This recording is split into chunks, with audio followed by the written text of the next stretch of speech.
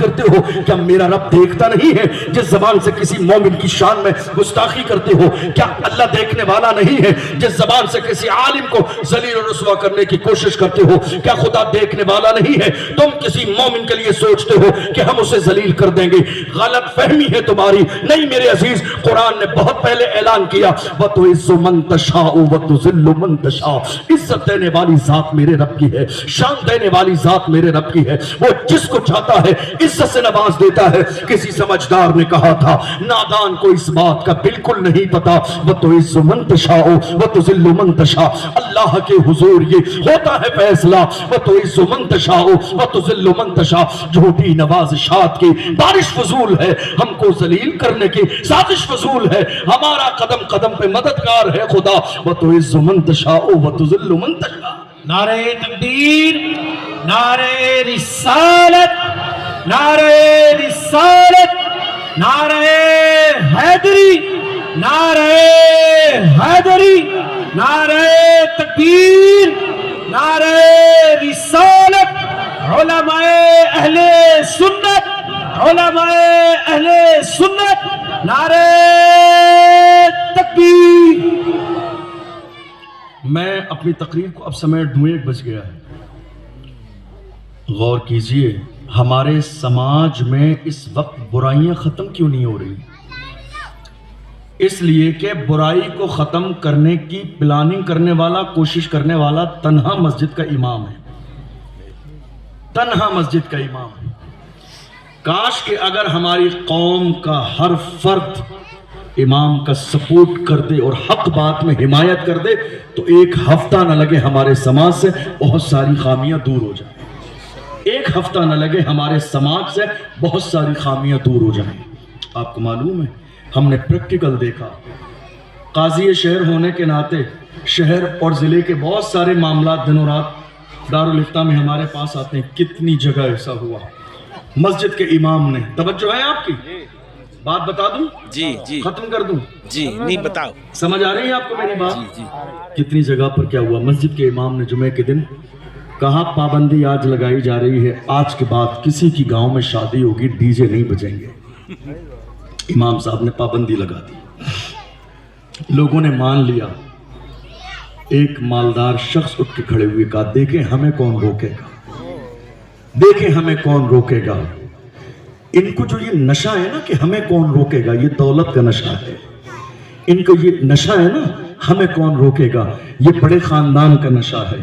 جن کو یہ نشہ ہے نا ہمیں کون روکے گا، تمہیں موت کا فرشتہ تمہارے دروازے پر آ کر روک دے گا۔ اس نے بڑے بڑے سورما روک دیے، اس نے بڑے بڑے ذمہ دار روک دیے، اس نے بڑے بڑے مالدار روک دیے۔ تم غرور اور تکبر کس بات پر کر رہے ہو؟ تم نے کبھی غور کیا مسجد کا امام منبر و محراب کے ذریعے جو پیغام پہنچا رہا ہے وہ باپ دادا کا اپنا فرمان نہیں سناتا ہے، وہ رسول اللہ کا فرمان سناتا ہے۔ ایک مومن کی شان جانتے ہو کیا ہوتی ہے؟ ایک مومن کی شان یہ ہوتی ہے بات اگر مصطفیٰ جان رحمت کی ہو تو سب کو چھوڑ دے اور سر جھکا لے۔ عزت اسی میں ہے کہ محمد عربی کے فرمان کو مان لے۔ کسی عاشق نے کہا تھا ہر جفا ہر ستم گوارا ہے، اتنا کہہ دے کہ تو ہمارا ہے۔ محمد عربی کے غلاموں نے حضور کی رضا کے لیے سب کو چھوڑ دیا ہے۔ کتنے جانثار ایسے ہیں جنہوں نے خاندان چھوڑ دیے، کتنے جانثار ایسے ہیں گھر والے چھوڑ دیے، کتنے لوگ ایسے ہیں جنہوں نے بیویاں چھوڑ دی۔ انہوں نے کہا اگر تو محمد عربی کا غلام ہے تبھی تیرا ہم سے رشتہ ہے، اور اگر تو محمد عربی کا غلام نہیں ہے تو تیرا ہم سے کوئی رشتہ نہیں ہے۔ کاش کہ آج محمد عربی کے غلام ہر سماج کے اندر فکر یہی بنا لیں ہم رشتہ اسی سے رکھیں گے جس کا رشتہ مدینے والے مصطفیٰ سے ہے، ہم رشتہ اسی سے رکھیں گے جس کا تعلق مدینے والے مصطفیٰ سے ہے۔ تو دیکھنا ہمارے سماج کا حال کیا ہوگا۔ کتنے لوگوں نے مخالفت شروع کر دی۔ مسجد کے امام نے جمعے میں اعلان کیا آج کے بعد ڈی جے نہیں بجیں گے، اور جس کے یہاں ڈی جے بج گئے ہم نکاح نہیں پڑھائیں گے۔ کسی گاؤں میں 2 مسجد ہیں، کسی گاؤں میں 4 مسجد ہیں، چاروں اماموں نے مل کر اتفاق کر لیا۔ تو بہت سارے لوگ تو الحمدللہ شریف لوگ مانی جاتے ہیں، ہر جگہ 2-4 لوگ اس مزاج کے ہوتے ہیں، کہتے ہیں نہیں صاحب دیکھیں ہمیں کون روکے گا۔ کیا مولانا کی کمی ہے؟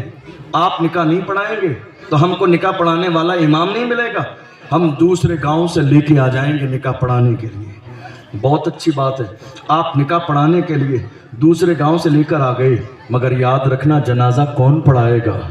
جنازہ کون پڑھائے گا؟ مغفرت کی دعا کون کرے گا؟ رات کے 2 بجے جب تمہارے پیٹ میں تکلیف ہوگی، دم کرنے کی ضرورت ہوگی، یہی محلے کا امام ہے جس نے تمہیں سال بھر 365 دن ہر پریشانی میں تمہارے دروازے پہ جا کر تمہارا ساتھ دیا، لیکن خوشی کے موقع پر تم نے اسی مسجد کے امام کا بائیکاٹ کر دیا، صرف ایک حق بات بولنے پر۔ ڈی جے بجیں گے، مسجد کا امام نہیں آتا ہے تو نہیں آؤ۔ ارے تمہاری ناکامی ہے تمہاری شادی کی کہ تم سے مسجد کا امام روٹ گیا، ناکامی ہے تمہاری شادی کی کہ تم سے ایک اللہ کے گھر میں رہنے والا نیک بندہ راضی نہ ہوا۔ تمہیں اندازہ بھی نہیں ہماری شادیوں میں جتنے حرام کام اور ناجائز کام ہوتے ہیں، اس کے باوجود بھی اگر اللہ کا ایک نیک بندہ اس شادی میں قدم رکھ دیتا ہے، اللہ بہت ساری خطاؤں کو درگزر کر دیتا ہے۔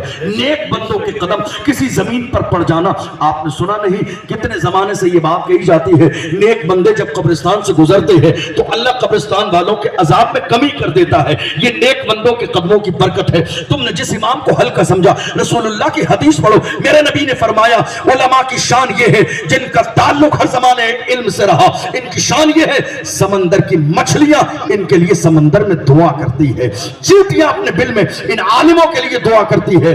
مسجد کا امام تمہیں اگر گناہ کے کام سے روکنے کی کوشش کر رہا ہے تو تم 2 رکعت نفل نماز شکر کے طور پر پڑھا کرو۔ اللہ تیرا شکر ہے کہ ہمارے علاقے میں گناہ سے روکنے والا کوئی تو ہے، برائی سے روکنے والا کوئی تو ہے، غلط کام سے روکنے والا کوئی تو ہے، اس لیے کہ تمہیں اندازہ نہیں یہ زندگی 4 دن کی ہے، آنی موت ہی ہے، زندگی 4 دن کی ہے، آنی موت ہی ہے، جوانی 4 دن کی ہے، آنی موت ہی ہے، یہ شوق 4 دن کے ہے، آنے موت ہی ہے۔ تمہیں گناہوں سے روکنے والا تمہارا سب سے بڑا محسن ہے، اس کا احسان بھی مانو، شکریہ ادا کرو۔ اللہ کا شکر ہے کہ ہم جن علاقوں میں رہتے ہیں وہاں مسجدیں بھی ہیں، علماء بھی ہیں۔ برائی نہیں کرنی ہے۔